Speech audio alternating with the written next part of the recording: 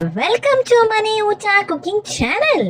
ಇವತ್ತು ನಾವು ಸೋಯಾ ಕೈಮಾ ಮಾಡೋದು ಹೇಗೆ, ಕೀಮಾ ಮಾಡೋದು ಹೇಗೆ ಎಂದು ನೋಡೋಣ ಬನ್ನಿ. ಮೊದಲು ಒಂದು ಮಿಕ್ಸಿ ಜಾರಿಗೆ ಕಡಲೆಪಪ್ಪು ಹುರ್ಗಡ್ಲೆನ ಒಂದು ಹಿಡಿ ಹಾಕಿಕೊಳ್ಳಿ. ನಂತರ ಸೋಯಾಬೀನ್ನ ನಾವು ನೆನೆಸಿರ್ತೀವಲ್ವ, ಅದನ್ನು ಚೆನ್ನಾಗಿ ನೀರು ಇಲ್ಲದೆ ಇರೋ ಹಾಗೆ ಹಿಂಡಿಬಿಟ್ಟು ಮಿಕ್ಸಿ ಜಾರಿಗೆ ಹಾಕಿಬಿಟ್ಟು ರುಬ್ಕೊಳ್ಳಿ. ನಂತರ ಒಂದು ಬೌಲಿಗೆ ರುಚಿಗೆ ತಕ್ಕಷ್ಟು ಚಿಲ್ಲಿ ಪೌಡರ್, ಧನಿಯಾ ಪೌಡರ್, ಆಮೇಲೆ ಅರಿಶಿನ, ಮತ್ತು ನಾವು ಹುರ್ಗಡ್ಲೆ ಮತ್ತು ಸೋಯಾಬೀನ್ನ ರುಬ್ಬಿ ಹಾಕಿರೋದು ಹಾಕ್ಬಿಟ್ಟು ಚೆನ್ನಾಗಿ ಮಿಕ್ಸ್ ಮಾಡ್ಕೊಳ್ಳಿ. ಇದಂತೂ ತುಂಬ ರುಚಿಕರವಾಗಿರುತ್ತೆ.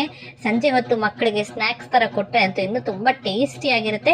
ಈ ಥರ ಒಂದ್ಸತಿ ಟ್ರೈ ಮಾಡಿ ನೋಡಿ. ಇದು ವಡೆ ಟೈಪ್ ಬರುತ್ತೆ, ತುಂಬ ಟೇಸ್ಟಿಯಾಗಿರುತ್ತೆ ಇದು.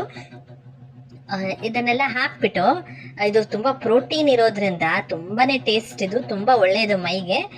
ಉಪ್ಪು, ಖಾರ, ಅರಿಶಿನ ಎಲ್ಲ ಹಾಕ್ಬಿಟ್ಟು ಚೆನ್ನಾಗಿ ಮಿಕ್ಸ್ ಮಾಡ್ಕೊಳ್ಬೇಕು. ಇದಕ್ಕೆ ಈರುಳ್ಳಿ ಎಷ್ಟು ಹಾಕ್ತಿರೋ ಅಷ್ಟು ಟೇಸ್ಟಿಯಾಗಿರುತ್ತೆ ಇದು. ನಾವೀಗ ದೊಡ್ಡ ಈರುಳ್ಳಿಯನ್ನು ಕಟ್ ಮಾಡ್ಕೊಂಡು ಹಾಕ್ಕೊಳ್ತಾ ಇದ್ದೀವಿ ನೋಡಿ. ಈ ಥರ ಹಾಕೊಂಡ್ಬಿಟ್ಟು ಚೆನ್ನಾಗಿ ಮಿಕ್ಸ್ ಮಾಡ್ಕೊಳ್ಬೇಕು. ಇದು ಮಿಕ್ಸ್ ಮಾಡ್ಕೊಂಡ್ರೇ ಟೇಸ್ಟ್ ಬರೋದು. ಸ್ವಲ್ಪ ನೀರು ಹಾಕ್ಕೊಂಡು ವಡೆ ಟೈಪ್ ಬರೋ ಥರ ಚೆನ್ನಾಗಿ ಮಿಕ್ಸ್ ಮಾಡ್ಕೊಳ್ಳಿ ನೀವು. ರುಚಿಗೆ ತಕ್ಕಷ್ಟು ಉಪ್ಪನ್ನು ಹಾಕಿಕೊಳ್ಳಿ. ಉಪ್ಪನ್ನು ಹಾಕಿಕೊಂಡ ನಂತರ ಇದು ಚೆನ್ನಾಗಿ ಮಿಕ್ಸ್ ಮಾಡ್ಕೊಳ್ಬೇಕು. ಸ್ವಲ್ಪ ನೀರನ್ನ ಚುಮ್ಕಿಸ್ಕೊಂಡು ಈ ಥರ ಚೆನ್ನಾಗಿ ನಾವು ವಡೆಗೆ ಹೆಂಗೆ ಕಲಿಸ್ತೀವೋ ಆ ಥರ ಕಲಸಿಟ್ಕೊಳ್ಳಿ. ನಂತರ ಎಣ್ಣೆನ ಕಾಯಕ್ಕಿಡಿ.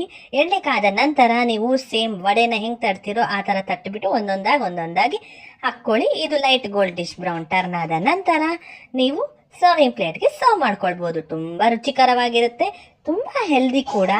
ಒಂದ್ಸತಿ ಈ ಥರ ಒಂದ್ಸತಿ ಟ್ರೈ ಮಾಡಿ ನೋಡಿ.